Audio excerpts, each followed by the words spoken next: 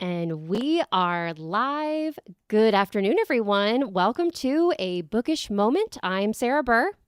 And I am J.C. Kenney, and we've got just a wonderful cast of characters, both uppercase C and lowercase c, to bring some wonderful chat with y'all folks today for our final episode of the season. So, Sarah, I think it's time to get bookish. Yes, I can't believe that it is a full season has come and gone. It has been a wonderful journey to be on with all of our fabulous viewers who have been here. Either you've joined us for our live shows or you've watched us after the fact. We very much appreciate everything that you have done to keep us going this year. And so we're really happy to celebrate with you for our last episode. Yeah. And we thought, what better way to do that than with friends? I always say sleuthing is more fun with friends. And of course, talking books is more fun with friends. And we have got a fabulous lineup for you here. We were talking before the show that we started off this season with the wonderful Adrian Andover, who joined us to talk about his debut whiskey business. And since then, Adrian has gone on to be a Lefty, an Agatha Award winning, and now he's been nominated for the Anthony Award. And is that the same thing as the Edgars? I don't even know. I can't keep track of all these awards that you are accruing, because it is such a delight to be a little sliver on a part of your journey. So Adrian, welcome back. We're so happy to see you and to be able to round out the season with you. Well, thank you so much for having me. That was actually my release day, was your first day of the season. So it's completely full circle to be back, I guess, for you all. And then for me too, because I have the second book in the series coming out in, it's like under 2 weeks now. Mm-hmm. Nice.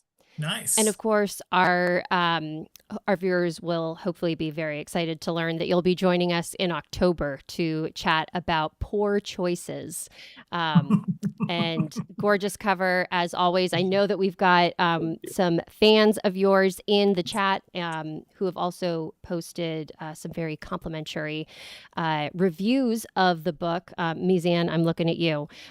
So it's great to have you here. And then, of course, we have the fabulous Kara Lacey. Kara, thank you so much for stopping by and joining us. We were talking about your Camera Club mysteries the last time that you were here, and bring us up to speed on where we are in Bobby's story. Oh, okay. Yeah. Thanks so much for having me. I'm really excited to be here for your last episode. My second book, it's too blurry. Sorry. You got to put it in front of your face. Yeah, put it right in front of your face. Yeah, there we go. Yes. Did that work? Almost. Okay. Yeah, that one came out in late February. Late January, like early February. And it takes place in the fall. I mean, think autumn in Vermont, with all the cozy fall feels, and harvest festival taking place, and of course a murder at a harvest festival. And then her photography club, the Stonebridge Keep It Snappy Shutter Club, jumps in to help solve the crime. So that one, and then I'm now finishing up the revisions on the third one, which will hopefully be out this fall, and it'll be a Christmas wedding gone wrong. Cool. I love, I love weddings. And I love Christmas. Yes. Yes, especially if there aren't murders. That makes it even better. Well, and we're also joined by one half of the amazing writing tandem of Jana Rollins, Paula Charles. So, hey, have you ever seen those two together at the same time? That's all I'm going to say, right? So, Paula, what's up with you? I was sitting here thinking, wait, who's a writing duo here? Oh, it's me. I was wondering, it's like, where is JC going with this one? What is this? You never know. Too funny. Let's see. Let's put on my Jana hat. I should have a goat hat, right? As Jana, and actually, before I get started on my own stuff, it's so fun to be here celebrating the last episode for the season with you guys. Thank you for having us. You're too kind. Yes. So with Jana, who is actually not me. No, she is. Not to confuse everybody. She is me. Jeez. Okay, so Jana Rollins, my pen name Jana Rollins, just in March, the third book in my Zen Goat mystery series came out, and it's actually the final book in that series. So that is a complete series. You're free to binge read. And that came out in late March, and it's called Here We Go Again, which neighboring to Kara's, this is fall in New Hampshire. So those are great segues. And it also the theme in this one also has a photographer, though, that's it's a goat yoga, but there's a photographer in this one. So you could read Kara's and then read mine and just, immerse yourself in a New England fall with some photographers. There we go. Nice. Yeah. As Paula, my last book in my Hometown Hardware, not final, came out last October. It's a Zappy Little Christmas. Right now, I am waiting on edits and cover design on book 4, which, if everything goes to plan, should be coming out in early August, but I'm still waiting for things. So, yay, no exact date set yet. But I will share that it's called, because this is the Hometown Hardware, there's always a tool in the title. It's called All, AWL, All Shook Up. So good. Nice. That has, like, as far as puns go, that has been like one of the ones that I was like, gosh, that is so good. That is such a great pun. That's why I love cozy mysteries so much, is the titles are just chef's kiss. Yes.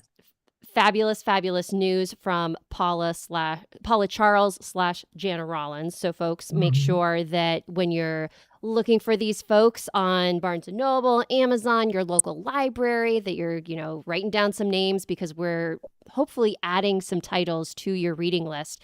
And it sounds like for both Kara and Paula that if you are in the mood, if you're not really a summer person, if you'd rather be inside with the AC on, like, what's better than curling up with a very like fall themed book? So that sounds absolutely fabulous. And then of course we have the wonderful Christina Romeril, who is here to talk about her new killer chocolate mystery, which is deviating a little bit from what we've been used to. So Christina, can you kind of clue us in on what we can expect for our favorite group of twins? Thanks again for having me here as well. I'm excited to close out the season with you. Yes, the Killer Chocolate Mysteries are moving into a new season. For those of you who have read it before, it has been strictly Christmas, and it has followed identical twins, Alex and Hannah, through a series of events happening over the Christmas holidays. The most recent came out back in October of last year, and it was Deck the Halls with Homicide. And that one is going to actually be on 99-cent sale in July from the 17th to the 24th. So if you want to get that, so you can, because I don't know that it'll be on sale for that low again this year. So grab it when it comes up on my socials. I'll be advertising that. But the next book is set in May of the following year. And so we are going to experience Harrison, Montana in the spring. So I'm really having a lot of fun. I'm deep in revisions right now. So I'm expecting it to be up for pre-order probably the end of September or thereabouts. It's following Alex and Hannah just a few months after the last one ended. And there was a little start to a new character at the end of the last one. And of course, we get to learn more about that character. And we've got a brand new mystery and a brand new season. So. Oh, that's so cool. And that must have been fun to like explore like a new, your town in like a different way, I feel like. Absolutely. You know, I love Christmas. And so it's not that it's hard to write about Christmas, but that is such a beautiful area of Montana. And I felt like you really couldn't explore that so much in the winter because, of course, there's no leaves on the trees. You're not hanging out at the lake or on the beach, or going on hikes or anything like that. So now that I am going throughout the year, and I'm going to, you know, kind of cover the different seasons, and I thought, you know, spring, of course, it makes most sense to start there, and yeah, we're getting to experience what happens in town when it's not like a main holiday. So yeah. Oh, exciting. All right. I need to catch up on all of the comments that we have coming in real quick, you guys, because we got a lot coming in at the moment. Backing up to the very beginning of the show, we've got Mizan saying, "Hi, everyone. Wow, a star-studded cast." So yes, thank you for taking time out of your workday to be here. We've got Susan Worrell saying, "Hello, Sarah and JC, and oh, the friends. Yay, congratulations on another season." We've got Catherine Thornton saying, "So glad to see all of you." We've got Regina the Southernista. I can't believe I messed up my favorite handle ever, saying good afternoon, everybody. Mizan, this is for Poor Choices. Back to my shout out when Mizan loved it. Adrian said it was so good. We have Marcia Kay saying what an awesome lineup today. We have Regina saying congrats to Adrian on his Agatha win. We've got Farmhouse Reader saying hello. We've got DHBA saying, oh my gosh, we got so many things going on here. A Christmas wedding sounds fun, minus the murder. I don't know. I'm always down for like a good murder at a wedding. Like that's my favorite setting for a crime to happen. And I haven't written one yet. Well, maybe a long time ago I did in my Court of Mystery series, but like Hazel, Coco, Winnie, like none of them have done weddings yet. So that's got to be on the horizon for me because I love it. We have Regina saying very upset about the Zen goat mysteries being capped at 3. Paula, remind us the titles of all of them in case folks want to look up the whole series. Sure. It starts with an scapegoat, which is set in June, so it's perfect for reading right now. Mm-hmm. Then moves into Goats Just Want to Have Fun, which is set in July at the county fair. I'm sorry, August at the county fair. And then Here We Go Again is the final, set in early October. I have to ask for... go ahead, JC. Oh, I was just going to say, I want to chime in because Catherine Thornton said, Paula's books got me to actually participate in goat yoga for the first time. So there you go. Oh, wow. That's fun. Yeah. I love it. Now, Paula, really awesome. So you've actually done goat yoga yourself then? I have not. I have had goats. I had goats when I was in high school in FFA, and then again as an adult when I started writing this series. But I've got some weird autoimmune stuff, and then I developed severe allergies to my goats. So I no longer have goats, and I have not been able to participate in goat yoga. But I have heavily interrogated friends who have, so that I can write it accurately. George's company, they do like this fitness week at work where each day they do like weird workout stuff together as a company, but one of them was puppy yoga, and that I was very like interested in, and like he just sent pictures of the dogs like licking his face while he's trying to like do yoga poses. So, that would be so wonderful. We have Mizan saying that she's very excited to read the Killer Chocolate books in a different season because it's always chocolate season for Mizan. That is a great tagline to remember. Yeah. Write that down, Chris. I am. We have Catherine saying, I hope you do a Killer Chocolate book set during Halloween because like yummy, like candy. And then of course, Marcia is saying, what a fabulous array of books to add to my to be read pile. So fabulous. Thank you everybody for your wonderful, wonderful comments. You're too kind to us. And it's always so fun to have you here and to see your comments. So I would love to know, you guys, what are you up to like in your writing worlds for the summer? Do you mind sharing, like, are you working on a certain project? Are you taking the summer off? Like, how do you approach summer from a writing perspective? And Kara, let's start with you first. Well, I am finishing up the revisions for my third book right now, and I'm not really sure what I have like ideas floating around in my head, and I'm also not quite sure I'm ready to give Bobby up yet either. So I do have a fourth book floating around in my head. Yeah, we'll see how that goes. But yeah, I'm kind of just looking forward to a pretty relaxing summer and just kind of exploring, some different ideas and writing for fun. And then just kind of seeing where that takes me. Nice. And are you going to be taking some pictures along the way? Definitely. Definitely. All right. Photography has always been like my big hobby. And when I started writing, I just kind of set the camera aside. And it wasn't until like last spring that I dusted it off and took it back out. And I was like, I miss you so much. So I will definitely be doing a lot more of that. Fabulous. Yeah. Adrian, what's your summer looking like? Yeah, so obviously I have my Poor Choices release coming up soon. So have an in-person launch event for that. I'm hitting up all of the Cozy Mystery Facebook groups. So coming to a Facebook takeover near you if you're in any of those groups.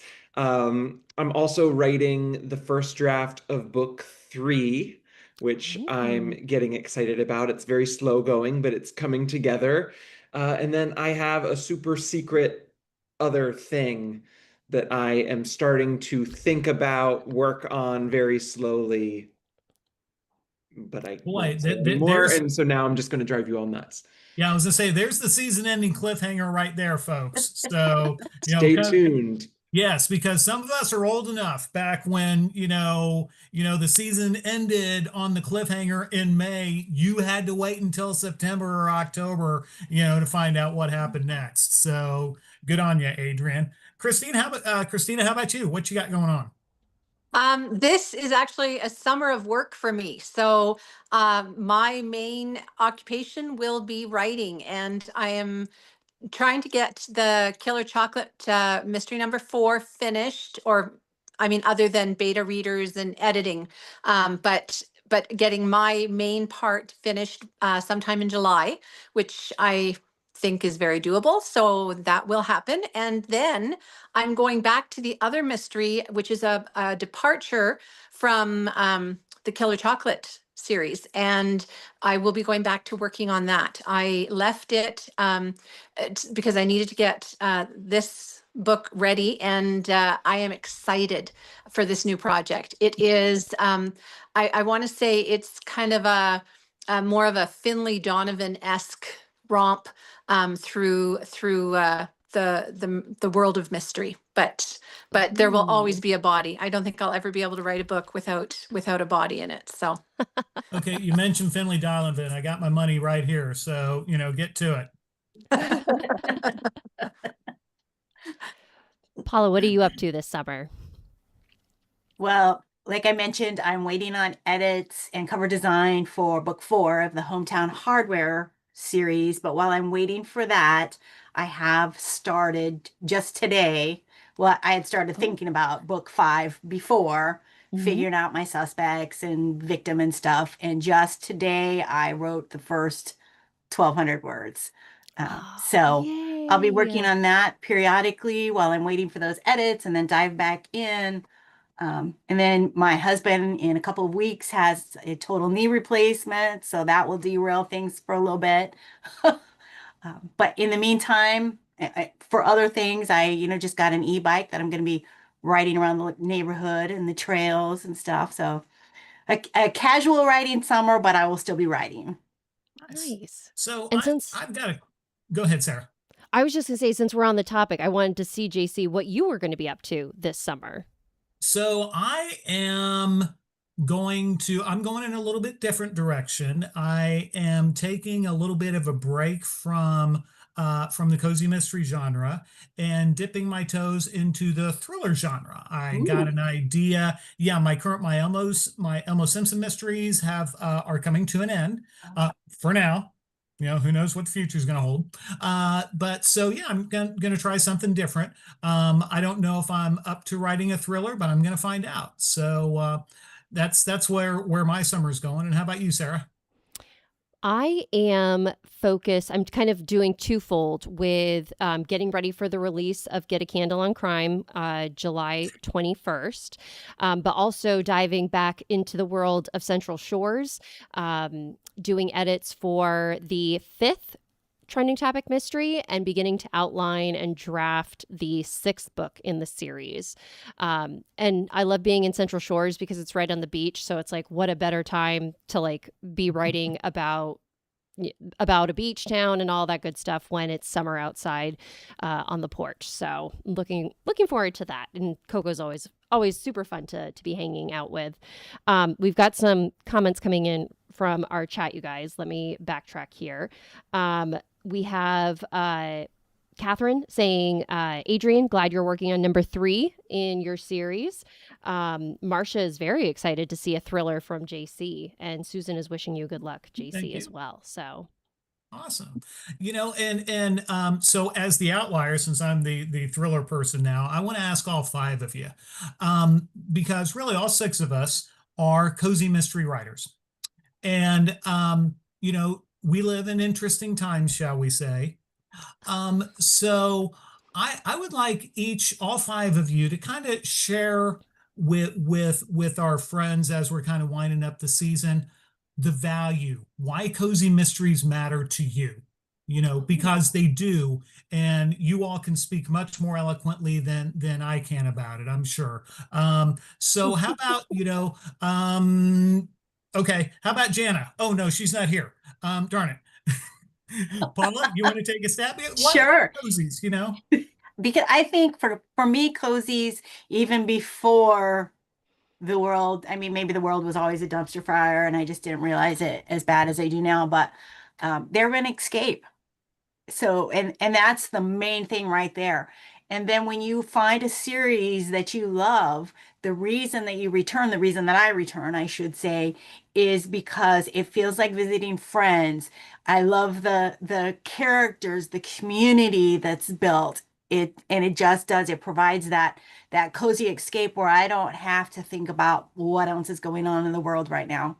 I'm going to, dive into Hope Mills or, wherever to escape. And that's not very eloquent, JC. Thank you very much. But that's why. But it's speaking from the heart, and that's what matters most. So, Christina, what's your take?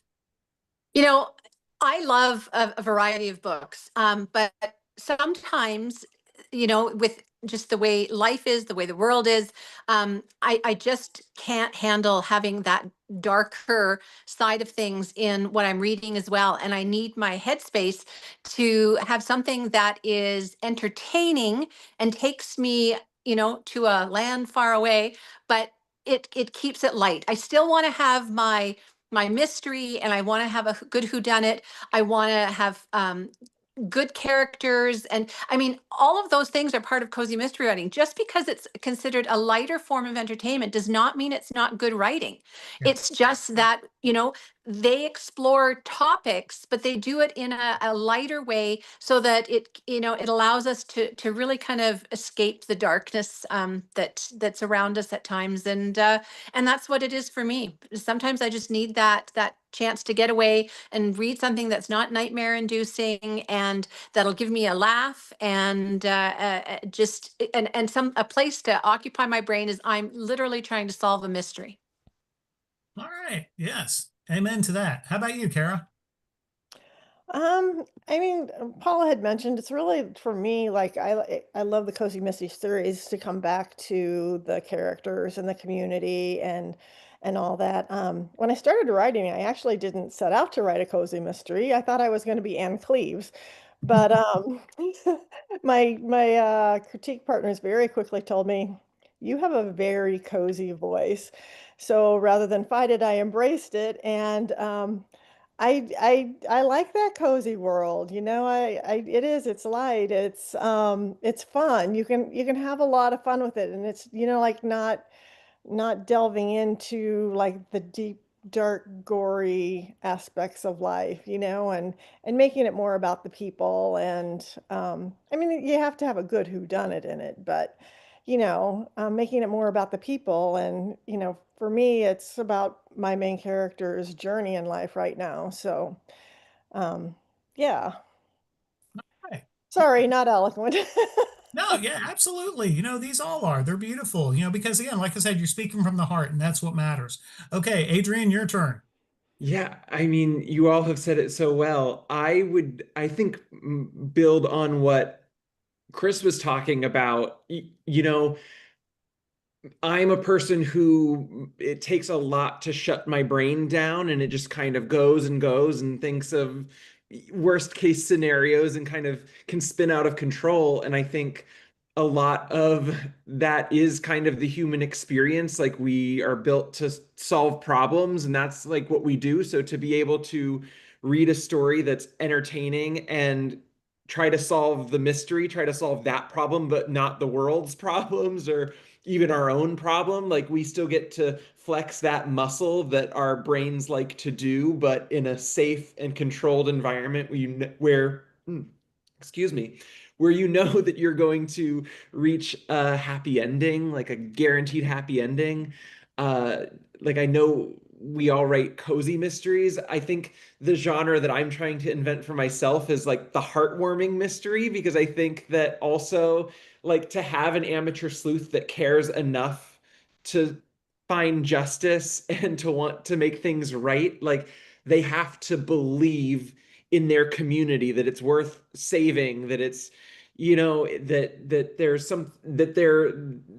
there's a chance of redemption. And so to keep that, I think that's what cozy mysteries do really well, is keeping that emotional heart right at the center. Here. Sarah, care to contribute? I think for me, the thing that I love most about cozy mysteries is that it shows that one everyday person, whether they're a book blogger, a social media influencer, a chef, a baker, a yoga instructor, what have you, that one person can make a difference in their community, that one person can go after justice and go after the truth and have it mean something. And I think especially in this day and age, feeling that the individual has power to make changes and to affect the world around them, I think that's really, really powerful. And that's always what's captured me about cozies. Yes, they're fun. Yes, they're like just warm hugs that you get. But it also shows that like anybody can make a difference and anybody can be a hero to if they are brave enough to stand up and make those changes themselves. So I love cozies. And JC, you even though you said that you wouldn't be able to say it eloquently, you must have something that you love about cozy mysteries. I think for me, cozy mysteries, it's I think there's that generational appeal. I think, regardless of the characters' ages or we as writers' ages, there's something for everybody in the cozy mystery. I can make an argument that Scooby-Doo is cozy mystery all the way up to the last, we've got cozy mysteries starring, characters, the Tuesday Murder Club in a retirement home. And so as far as us writers and readers, there's something there for all of us, all ages, all colors, all backgrounds, all religions. And in the end, the good guys come out on top. And that's something personally that I need. I've always needed that. So that's it for me. Yes, I think that was beautifully said. Well, and we have a lot of folks in the chat agreeing with everything that has been said. We have Susan agreed with how Paula put her comment. Mizan says, I didn't love reading until I discovered cozies.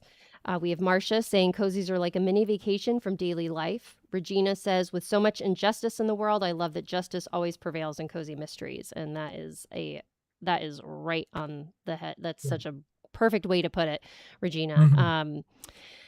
Oh man, I told you guys this was going to fly by. We're already at the end of our time together. So to kind of round things out, instead of like our normal traditional, what are we reading, watching, being entertained by, what is one book that you remember reading maybe during your summer vacations as kids or like through college, what have you?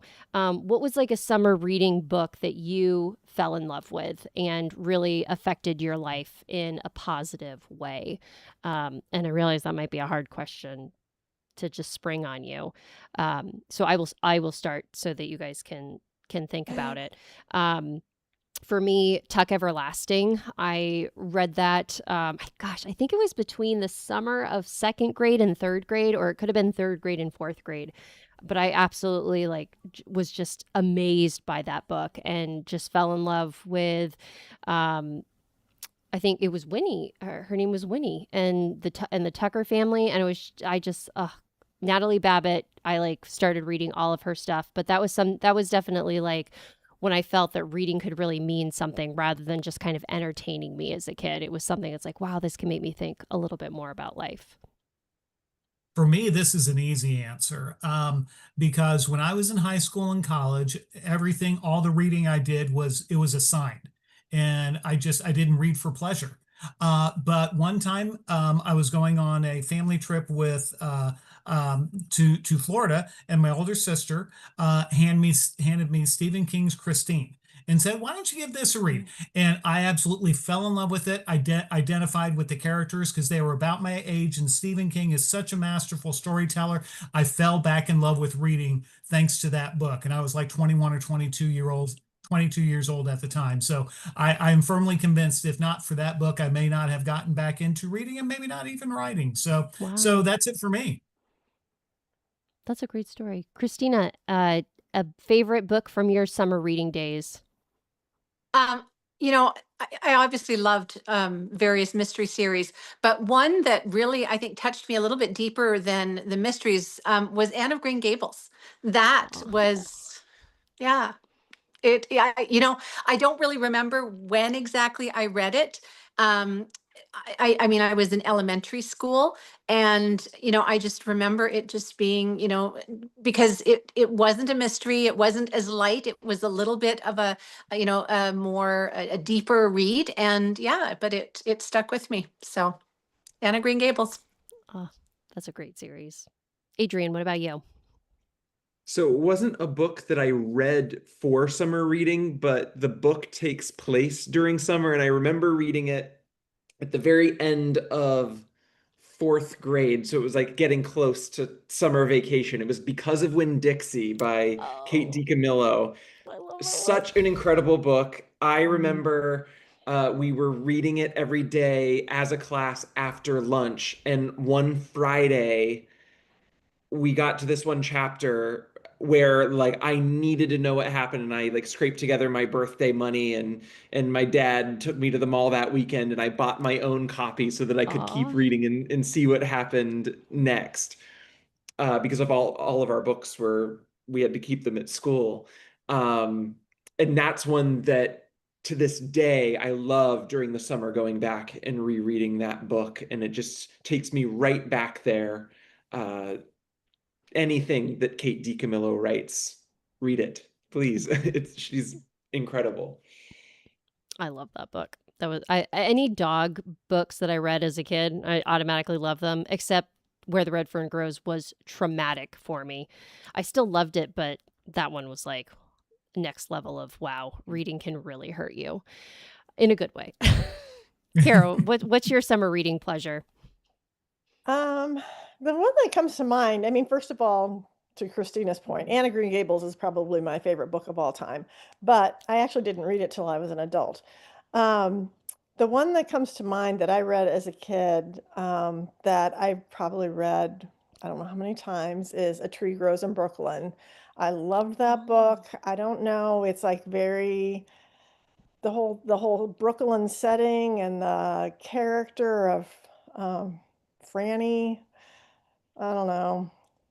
Yeah, that's the one I think of. Oh, Lovely. Nice. And Paula, last but certainly not least, what is your summer reading pleasure? There's like 24 of them running through my head, and you mentioned one of them, Where the Red Fern Grows. I read that book in 6th grade, and then our teacher actually read it to us, and then I had a dog-eared copy that I read at least once a year for years. But that's not even the book I was going to say, so shh. What came to mind when you first asked the question, my brain thought summer. And I remember getting, I think through Scholastic, through the little flyer that we got, and I was able to pick a book, Summer of My German Soldier. I think I was a preteen. I do not recall off the top of my head who the author is, but it's set during World War II, I believe. And I don't even remember all of the particulars, and I do not know if the book would hit the same. But the premise is that this teenage girl finds an injured German soldier hiding out in their woodshed. And it just, again, it was one that I just sucked right up, and then I read it over and over again.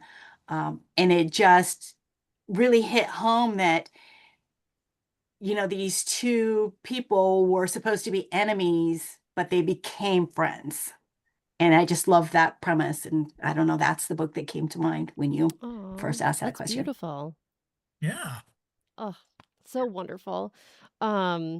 Getting a little verklempt here with all these wonderful memories. Yeah, I know. Lovely memories. Thank you guys so much for spending time and sharing this with us. We do have a comment from Catherine saying, I received 3 huge boxes of Agatha Christie books from my aunt one summer. I devoured them. I was told to go outside and play. I did with a book, and this was in the 70s.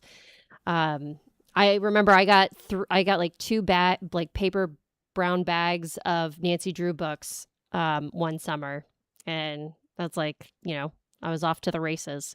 So books they're just so magical, so wonderful. And we're so thankful that you guys write such lovable, fun, delightful characters, and that you're willing to spend some time with us as we bring our season to a close. We thank you so much for being here. Real quickly, I know that I've kept you longer than I promised. Say your websites for us so we can make sure that if folks want to stay connected with you, follow you, all that good stuff, that they know what website to go to. Adrian, start us off if you would. I am at adrianandover.com, plain and simple, no spaces, nothing fancy. Love it. Christina. ChristinaRomrell.com. Just my name. Yes. Perfect. Okay. Paula. PaulaCharles.com. And Kara, bring us home. Kara Lacey was taken. KaraLaceyAuthor.com. Okay. We will have all of those emails in our show notes for you guys after the show, so you know where to follow all these amazing people who shared their time with us today. A couple quick questions. Comments from Marcia. Betty Green wrote Summer of My German Soldier. I think she also wrote A Tree Grows in Brooklyn. Possibly. So isn't that a small world? We have Margaret saying, I am following from Canada. Welcome, Margaret. Thank you for being here. And we have Margaret saying, it's nice to hear the advice. Catherine saying, thank you, everybody, for being here. Mizan saying, thank you, everybody. I'm going to say thank you to everybody for being here. We so appreciate you. We so appreciate our viewers. Without you, we wouldn't have a show. Please, over the summer, stay connected with us. We'll begin posting about our new season in August, so you know what to expect. If you haven't yet subscribed to our channel, please do so. We're still inching our way up towards that 1,000 subscriber goal. So if you can help us make it there, we would greatly appreciate it.